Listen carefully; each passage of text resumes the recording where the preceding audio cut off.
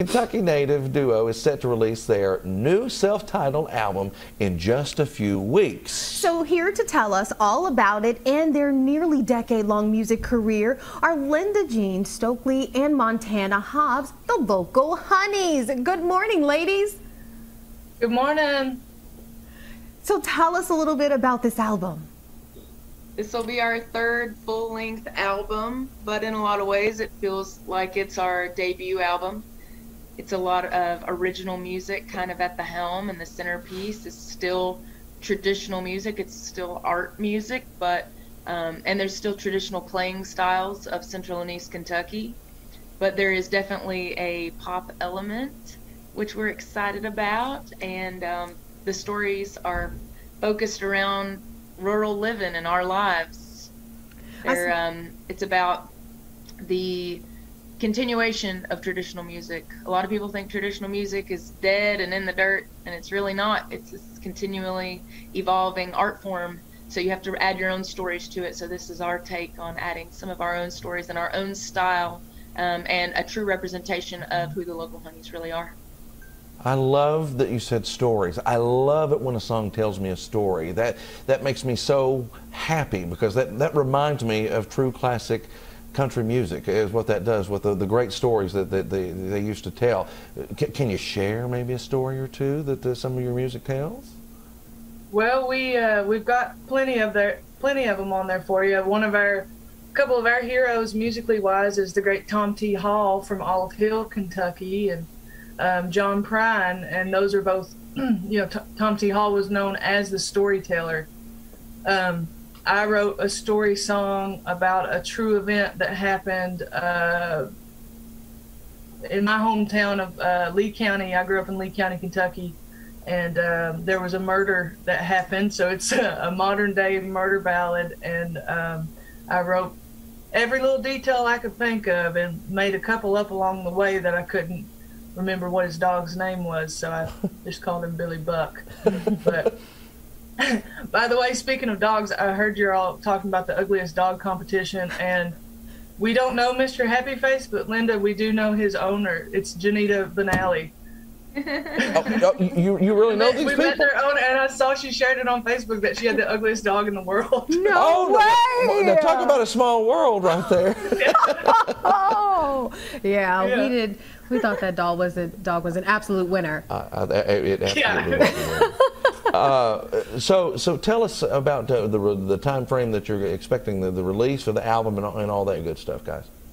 The album will be out July 15th.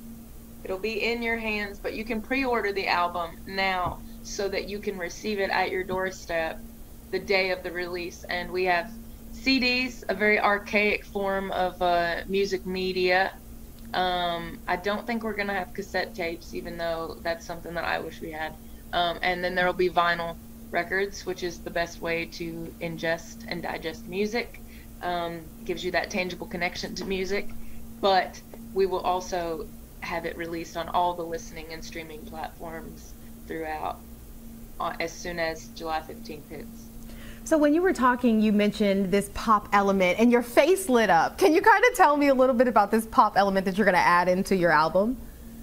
Yeah, we are teaming up with one of our favorite people in the world, our favorite Kentucky fiddler, the person that we've connected with and learned so much about traditional music, Jesse Wells. He's a professor and archivist at Morehead State University. He's who got us into traditional music, and we got to ask him to be a producer, and it just so happened that everything worked out, and we're able to work with him, and we knew that he would be the only person that we could confidently ask, that we knew that would help us steer us into the correct direction to take the attention and care of adding pop elements to traditional music. Because you have to do it in a way that doesn't disgrace traditional music. So, which we have a lot of these days, people that get away from the classics. So that's awesome that you and he was Grammy nominated. Am I right? Right. Yeah. He's now known as the fiddle player, guitar player, banjo player, anything that they need him to do with Tyler Childers and the food stamps. And they were nominated for a Grammy for Tyler's recent album, Long Violent History. So That's pretty cool. That is pretty cool. That is. So if folks want to follow you in your journey and all that, how can they do that? We're all over social media. I think we've got just about every platform you can have, and it's the Local Honeys. It has to be the Local Honeys, or it's not official. And HONEYS. No correct plural forms. We just, spell it how it looks, how it sounds. The Local Honeys. On Instagram, on Facebook, we have a website where we keep everything up to date. It's www.thelocalhoneys.com. We update our social media very regularly. We're getting ready to have a big tour following the release of the album. So maybe you have a cousin who lives in Atlanta and we're coming through there. We'd love to meet Kentuckians all over the country. We've met Kentuckians all over the world, in Amsterdam, in Dublin, in all kinds of different places. And it's always like, so maybe we're cousins. So y'all are world travelers. You're not just, the regional stuff. I mean, you've been out there. Yeah, before the pandemic, we were able to go and do whatever we wanted, and we did. We toured a lot before the pandemic, and now we've kind of stuck close to home at this point, but we're getting ready to get back out there, and we're really excited. Listen, you tell people to travel 3.5 hours to come see you in Atlanta. You're worth Come see it. us in Omaha, Nebraska. Yeah, we need some people in Omaha. Yeah, we don't have nobody in City. Omaha. Come see us. All right. Well, we appreciate y'all being on this morning, and good luck, and good luck with the album, the release coming up on July 15th. Thank you all very much. You. Yeah, Thank you all so much. Have a great day. You too. As we head to break, here's a snippet of Better Than I Deserve by the Local Honeys.